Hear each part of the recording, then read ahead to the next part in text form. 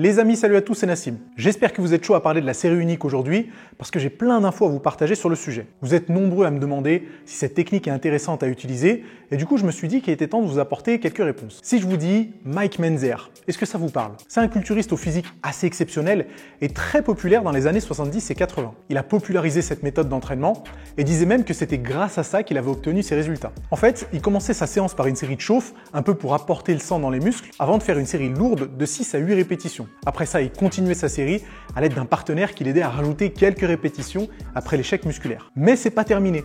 Après les répétitions forcées et toujours sans avoir reposé la barre, il devait se concentrer sur la phase excentrique jusqu'à plus pouvoir bouger la barre. Lui, il est sans pitié, il a carrément associé différentes techniques d'intensification. Mais bon, quand on sait qu'il était chargé à mort, on peut pas s'étonner que la série unique fonctionnait sur lui. Petit disclaimer, ne vous aventurez pas à essayer d'accumuler plusieurs techniques d'intensification, surtout si vous êtes débutant. Je décline toute responsabilité si vous êtes assez fou pour faire ça. Plus sérieusement, restez bien jusqu'à la fin de la vidéo parce que je vous donnerai mes recommandations pour que vous puissiez l'essayer en toute sécurité et avec un max d'efficacité. Et tant qu'on y est, abonnez-vous si jamais c'est pas encore le cas, parce qu'il y a 52% des personnes qui regardent les vidéos de ma chaîne qui y sont pas abonnés. Et puis vous savez que ça soutient à mort la chaîne, donc faites-moi l'honneur de vous compter parmi mes abonnés. Ok, la série unique, c'est une pratique née dans les années 70-80 à peu près, et créée par notre bon vieux Mike Mentzer. Même si c'est plutôt Dorian Yates, 6 fois Mister Olympia, qui l'a popularisé dans les années 90. Tous les deux recommandaient cette technique pour ses résultats incroyables. Avant eux, le fameux Arthur Jones avait popularisé la technique du High Intensity Training, encore différent du HIIT qu'on connaît aujourd'hui. Il recommandait de travailler avec un maximum d'intensité sur 1 à 3 séries par semaine et par groupe musculaire. Ça paraît curieux, surtout qu'aujourd'hui, on est plutôt du genre à dire que plus le volume d'entraînement est important, et mieux c'est. Donc je pense qu'il est effectivement grand temps de déterminer ce qui est vrai et ce qui est faux. J'avais d'ailleurs fait une vidéo sur l'entraînement du bodybuilder Kaseviator, qui était du coup entraîné par Arthur Jones et qui avait réussi à gagner 30 kg de muscles en 30 jours. Si vous êtes curieux de voir ça, je vous mets le lien quelque part sur l'écran et dans la description. Alors concrètement, la série unique consiste à faire une seule série par groupe musculaire et par séance. Oui, vous avez très bien entendu, une seule série par groupe musculaire. Cette technique est complètement à l'opposé d'un entraînement plus classique où on ferait 3 à 5 séries par exercice et qu'on répéterait sur plusieurs exercices dans une seule séance. Au niveau de la fréquence d'entraînement, il est recommandé d'utiliser la série unique 1 à 3 fois par semaine. En fait, le principe est simple. Étant donné qu'on n'a qu'une seule série par exercice, il faut se donner à fond. En gros, il faut aller chercher l'intensité maximale. La série doit compter entre 8 et 12 répétitions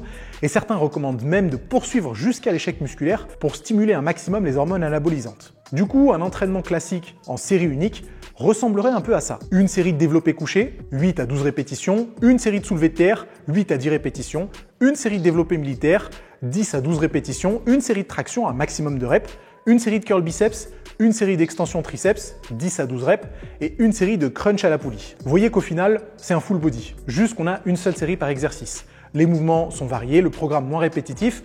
En vrai, ça donne presque envie d'essayer. Et puis le fait qu'il n'y ait qu'une seule série par exercice peut jouer en votre faveur si vous avez des difficultés à prendre du poids, parce que forcément, vous dépenserez moins d'énergie dans ces séances-là. Donc vous voyez qu'on est quand même sur des mouvements assez énergivores, et il y en a pas mal qui sont polyarticulaires. Et c'est justement ce qui sauve un peu cette technique. C'est que les séances s'articulent généralement autour de mouvements polyarticulaires, c'est-à-dire qui stimulent plusieurs groupes musculaires en même temps. Mais après, pour rendre le travail un peu plus intéressant, il est tout à fait possible d'ajouter une technique d'intensification ou des exercices d'isolation. Par exemple, vous pourriez très bien faire des répétitions forcées ou finir la série en dégressif jusqu'à ce que mort s'en suive. Non, attention, je rigole, mais voilà, il y a plein de techniques d'intensification qui peuvent se prêter à cette méthode d'entraînement. Ok, revenons-en à nos moutons, ou plutôt à notre Mike Mentzer. Faut bien réaliser qu'il s'est pas entraîné de cette manière toute sa vie. Donc on peut s'interroger sur les gains réels provoqués par cette méthode. Pour lui, ça fonctionnait parce qu'à son niveau et l'assistance d'un peu de vitamine S, si vous voyez ce que je veux dire, il était capable de mettre l'intensité souhaitée sur une seule série. Tandis que pour beaucoup de pratiquants plus lambda, c'est tout de suite plus compliqué d'avoir un tel niveau d'intensité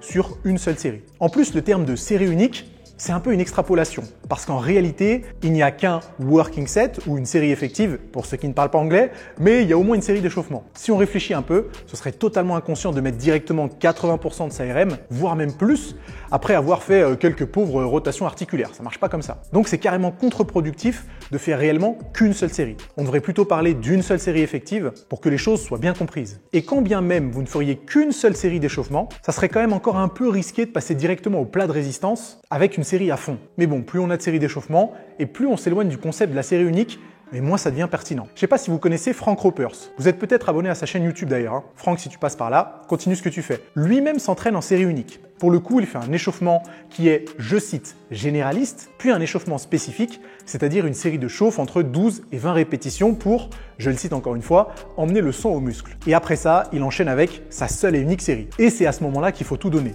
Et il dit bien que c'est pas forcément une question de charge, mais plutôt d'aller jusqu'à l'échec musculaire. Il y a évidemment une notion de dépassement de soi à prendre en compte, et c'est aussi pour ça que de manière générale, c'est important de ne pas sauter l'échauffement. Parce que d'une part, ça vous prépare physiquement, mais ça vous prépare aussi mentalement à vous donner à fond. Mais du coup, d'un point de vue scientifique, ça vaut quoi tout ça? En 2014, une étude a comparé deux groupes de femmes âgées de 60 à 74 ans qui ont suivi un programme d'entraînement de 6 semaines. Les deux groupes ont réalisé les mêmes exercices, il y a simplement le nombre total de séries qui a changé. Le premier groupe a fait une seule série par exercice et le deuxième groupe a réalisé 3 séries, avec 2 minutes de repos entre chaque série. Leurs RM ont été calculés au préalable pour qu'elles soient en mesure de soulever la charge la plus lourde possible pour une gamme de répétitions se situant entre 15 et 20 reps. Si jamais elles pouvaient aller plus loin que 20 répétitions, dans ces cas-là, les chercheurs augmentaient la charge de 2,5 à 5 kg. Le tempo était à chaque fois imposé pour tous les exercices. Les sujets devaient faire 2 secondes sur la concentrique et 2 secondes sur l'excentrique.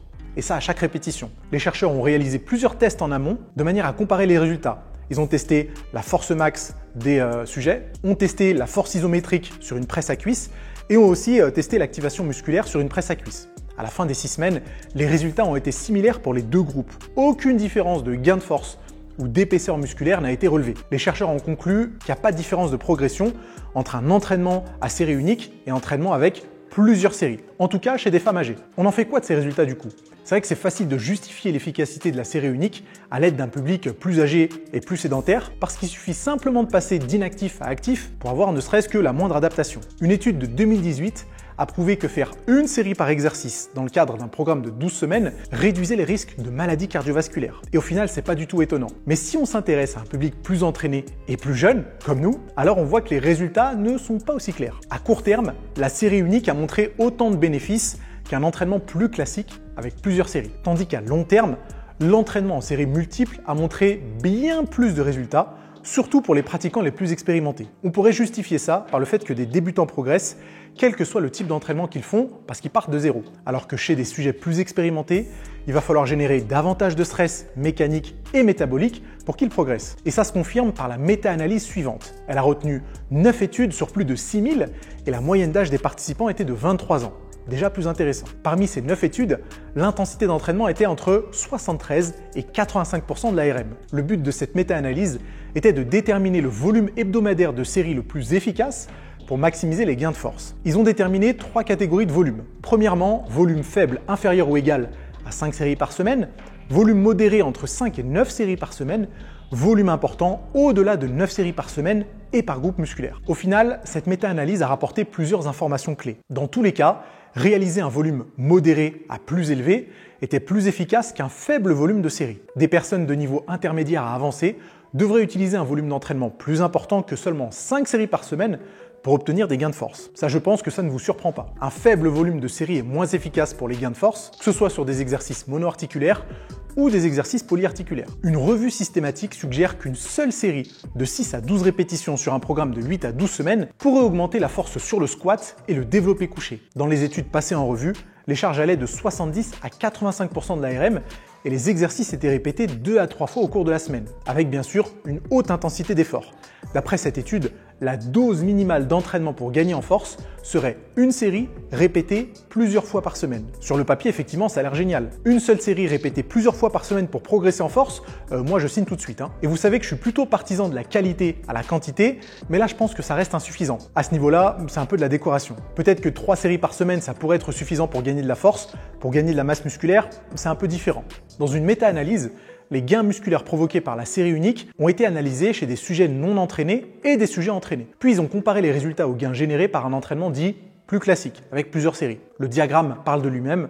On voit clairement la supériorité de faire plusieurs séries sur chaque exercice de chaque séance pour optimiser les gains musculaires. Tout à l'heure, je vous disais qu'on fait en réalité plus d'une série par exercice dans cette méthode parce qu'il y a au moins une série de chauffe. Mais les séries de chauffe ne comptent pas, puisque lorsqu'on parle de volume, on ne compte que les séries effectives. Donc il n'y a même pas cet argument pour sauver les fesses de la série unique. Quel que soit votre niveau d'entraînement, et même si vous êtes débutant, jamais je conseillerais cette méthode. Si on lui a ajouté des techniques d'intensification, c'est bien qu'en premier lieu, quelqu'un s'est rendu compte des limites de la série unique. En fait, c'est un peu de la poudre aux yeux. Et si vous ne me croyez pas, il y a cette autre méta-analyse qui reprend différentes études. Il est écrit noir sur blanc que pour des pratiquants qui ont des objectifs d'hypertrophie et de développement de la force, alors l'entraînement en série multiple est à privilégier. Donc si je devais vous conseiller niveau volume d'entraînement, je dirais que généralement, pour un pratiquant débutant à avancé, le volume idéal se situerait entre 12 et 20 séries par semaine et par groupe musculaire. Donc quand on compare au volume conseillé par la série unique, on voit bien que le gap est énorme. Nous, ce qu'on veut, c'est le plus de résultats de manière sécuritaire et réfléchie et évidemment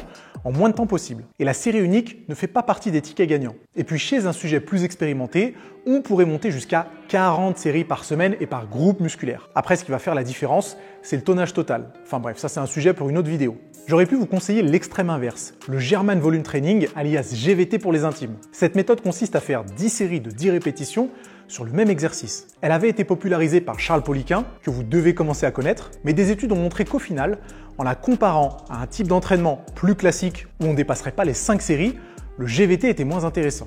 Tout ça pour dire que si vous voulez essayer la série unique, faites-le, mais vous attendez pas à des résultats spectaculaires. Mieux vaut se concentrer sur des techniques plus classiques, mais qui ont largement fait leurs preuves. Et ouais, je sais que c'est pas très sexy, mais souvent les choses les plus basiques fonctionnent le mieux. Et au final, c'est ma recommandation perso. Les amis, on arrive déjà à la fin de cette vidéo. J'espère qu'elle vous a plu. Si c'est le cas, n'hésitez pas à le dire dans les commentaires. Évidemment, on pense bien à s'abonner à la chaîne et à activer les notifications. Et nous, on se retrouve très bientôt pour d'autres conseils. À plus.